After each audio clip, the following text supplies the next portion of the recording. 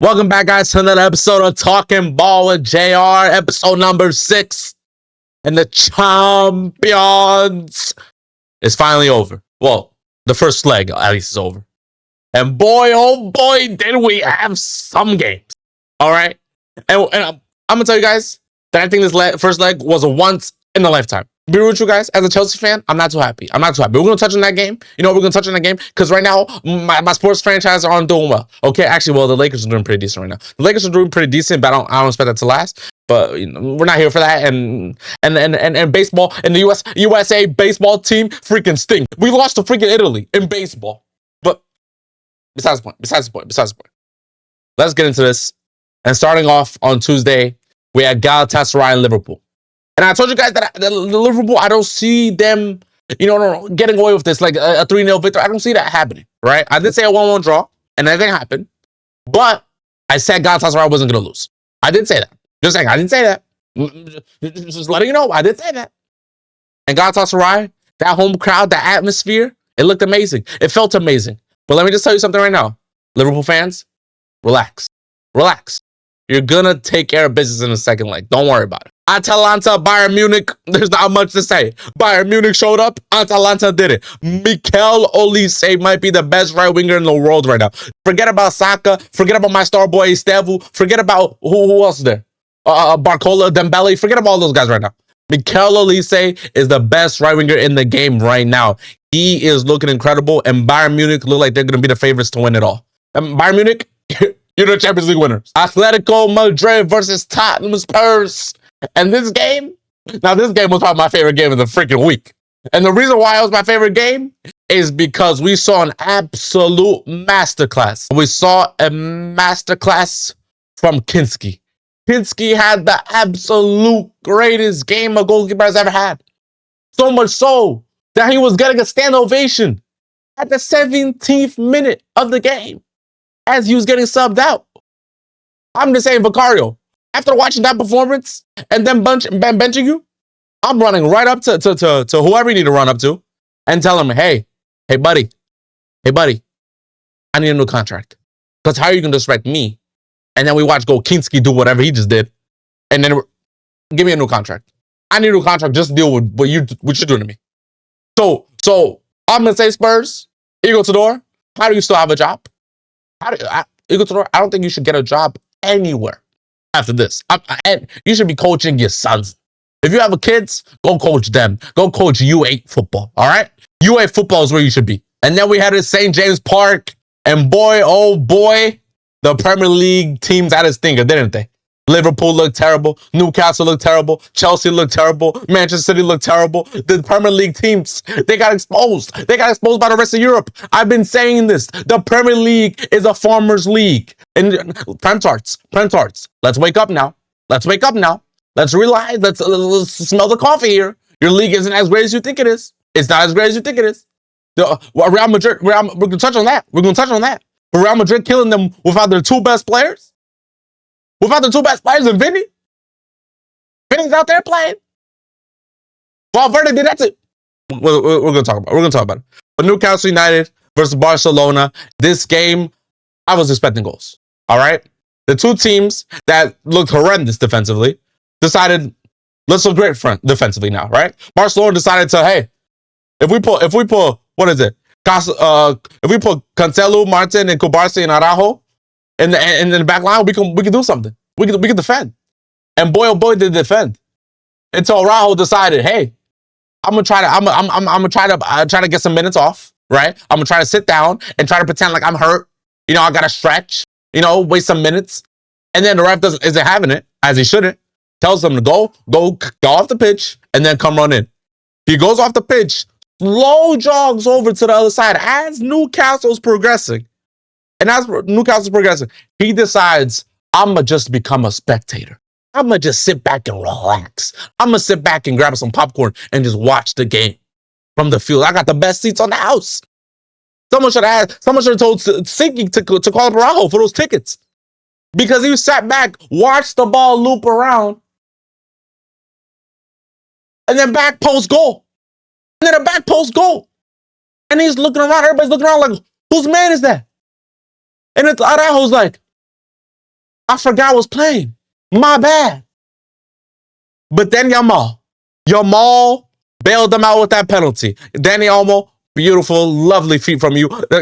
Shout out my boy Rex Ryan. Lovely feet from Danny Olmo. And boy, oh boy, Yamal, he's taking penalties on now, and they slaughtered him.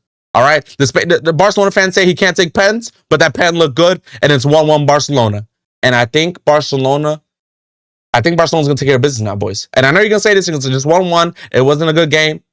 Guys, I think Barcelona, from what the Atletico Madrid game at Copa del Rey when they got absolutely battered, I think that game haunted them a little bit. I think that was in their mind a little bit. So they were like, hey, let's be a little conservative in the first leg. And then the second leg, when we were over there in the Camp Nou, we're going crazy. So Barcelona, I'm expecting something from you. Rafinha, I'm expecting something from you in the new camp.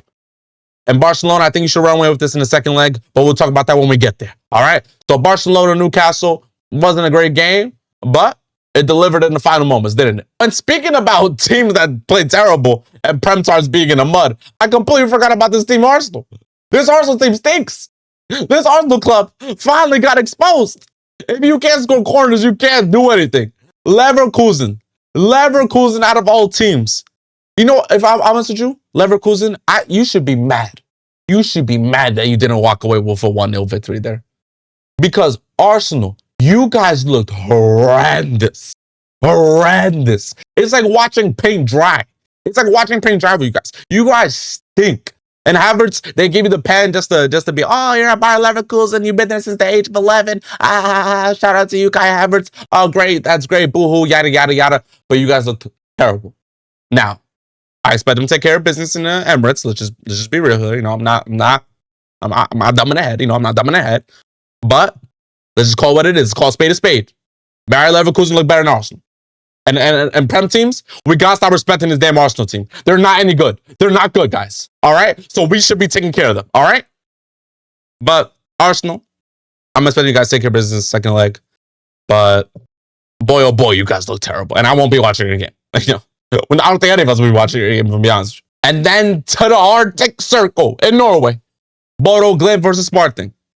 Now, Sparting, what the hell was that about? What? Did you guys forget that you guys were in the round of 16? Because Bodo Glimt took it to him. Bodo Glimt took it to him. And guess what, Sporting? Now they're going to sit back and you're going to have to try to score 4 goals against this team. And guess what? I don't think that's happening. I think Bodo Glimt's Cinderella story, I think it's still going. I think it's still progressing. I think it's still gonna go on. Like, you know, Americans, we have March Madness, right? And there's a Cinderella story. That 16th seed that nobody expects to go crazy, goes absolutely berserk. And that's Bodo Glimt. Bodo Glimt, congratulations. You're on to the next round. I trust you guys. If anything, I trust you guys more than most of the team in the Champions League, if I'm being real with you. We head over to Spain to eat some paella with the king. And Valverde was eating all the paella. And he wasn't letting Manchester City have none of it. Manchester City, you guys came to Spain and got absolutely demolished. I was expecting at least 1 goal. I was expecting at least something from this City team. Something from the City team. And now, I'm going to be real with you. You know what happened? You know what happened? I think they forgot a Norwegian. Maybe it's at Bodo. Maybe he's watching Bodo right now. Maybe he was watching, Bodo versus Sparting. Because the Norwegian they got didn't show up. He's been Casper the Ghost. And he looked absolutely terrible. Did he even have a shot on target? I don't even know if he had a shot on target. It doesn't even say over if he had a shot on target. But he looked terrible. He went missing. I don't know what's going on with this Man City team. We want them to save football by beating Arsenal to this damn league, but I don't think it's going to happen. Because this team stinks. This team reeks. And I think now Real Madrid's like, hey, Mbappe, hey, Jude, when you guys come back for that second leg, guess what, boys? We got a 3-0 victory in the first one. So we can take care of them easy peasy, lemon squeezy. All we got to do is score 1 goal and it's practically over. So, Manchester City, Pep Guardiola, you're going to have to figure something out. You're going to have to figure something out quickly because I think Real Madrid might go to Etihad and take care of business. I'm be real with you. Now we go to the Parc des Princes, where my football club, Chelsea FC, was playing. And I'm gonna be real with you. In the first half, I was feeling great. I was feeling great. It was, it was 2-1. But I was like, you know what? I feel good. I feel good because I felt like we should deserve the lead. I felt like we were playing really well.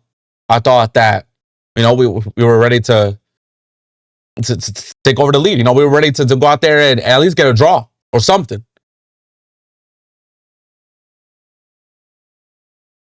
Because then Enzo Fernandez scores, right? Enzo Fernandez scores, and I'm screaming on top of my lungs. I'm like, yes, here we go. This is the Chelsea Football Club. Now, you know what? 2-2, I'll take it. Take 2-2 and we go to the bridge. Take 2-2 and go to the bridge. It's okay. We're playing better than them. It's okay. And then chance after chance fell for Chelsea, and we missed it every single time. And and then Jorgensen was having a great game. Actually, he was having a spectacular game. Actually, to be honest, he had a guy with a La Concreta, and I was like, oh my god, Jorgensen, your confidence is great right now. You're balling right now, right? And then it got to his head, and then this man thought he was messing with the football. That he thought he was Pirlo with the football. That no one could take it off him. He thought he was cruising with the football. This man decided to make passes that I'm looking at him like, what the hell are you doing? If they're pressing high, guess what? Numbnuts, kick it long. We got João Pedro. Like, what are you doing? What are you doing, Jorgensen? And then he does it again. And then I'm tired of Four Eyes. I'm tired of Liam Rossini going over there to the press conference and saying, oh, we play out the back. This is just, a result of playing off the back. Like, this is okay. Like, he's got to learn from his mistakes. No, this is the Champions League round of 16. It ain't the FA Cup. It ain't the Carabao Cup. You don't got time to learn this. I don't got time for mistakes. And I'm sick and tired of having terrible keeper. We haven't had a good keeper since what? Mendy in his first year? And we all know Mendy wasn't that great, if we're being real with you. So I haven't had a good keeper since what? Thibaut Courtois? My days. What is going on? I'm sick and tired of this football club. And with that being said, guys, I'll see you for the Premier League weekend. Deuces, goodbye. Bada bing, bada boom. Realest guys in the room. Oh, hey.